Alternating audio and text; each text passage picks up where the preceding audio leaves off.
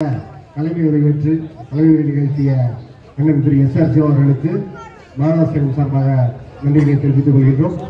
இதோ அடுத்ததாக பரிசீலிப்பு விழா நிகழ்ச்சியை தொடங்குவதற்கு முன்பு நம்முடைய சிறப்பு விருந்தினர்களை ஓரிரு வார்த்தைகள் பேசி நம்முடைய மாணவர்களை வெற்றி பெற்ற வீரர்கள் வீராங்கனைகளை வாழ்த்துமாறு வரவேற்கின்றோம்.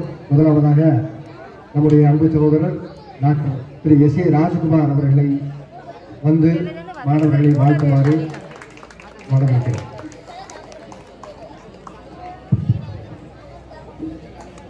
அன்பார்ந்த மாணவ செல்வங்களே, அவர்களுடைய பெற்றோர்களே மற்றும் கூடியிருக்கின்ற பெரியவர்களே,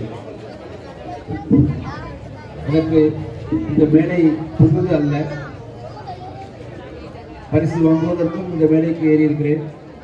இதேபோல் பரிசு கொடுப்பதற்கும் நான் ஏற்கனவே இந்த மேடைக்கு ஏறி இருக்கிறேன். இது நமது விழா மாதிரி. நான் இந்த மாணவ செல்வங்களுக்கு அறிவுரைன்னு சொல்ல முடியாது. நம்ம அட்வைஸ் சொல்லி யாருமே கேட்க மாட்டாங்க.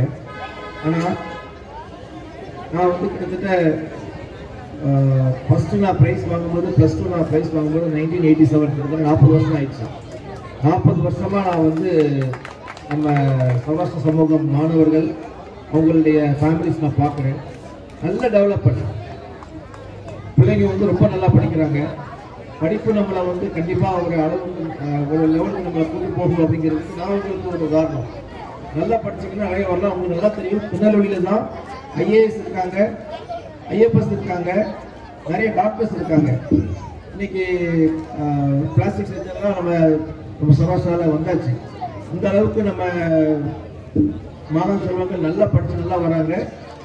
அதே மாதிரி இந்த ஜோகோ சுரேஷ் அவர் பேசிட்டு இருக்கும்போது சொன்னார், நம்ம சௌராஷ்டிரா மக்கள் வந்து 600 பேருக்கு மேலே இந்த மாதிரி ஐடி ஃபீல்டில் ஜாபுக்கு போய் நல்லபடியாக வருமானம் செஞ்சு சிறந்த ஒரு வாழ்க்கை தரத்தை உயர்த்தியிருக்காங்க. இந்த ஒரு சின்ன விஷயம் என்னன்னா, நீங்கள் படிக்கணும்னு நினச்சா நம்மளால் படிக்க முடியும். ஸோ நமக்கு வந்து படிப்பு ரொம்ப ஈஸியாக வரும். நீங்கள் படிக்கணும்னு நினைச்சாலே போதும். அந்த மாதிரி ஒரு மூளை திறமை இருக்கிற குழந்தைகள் நம்ம சமூகத்தில் நிறைய பேர் இருக்காங்க.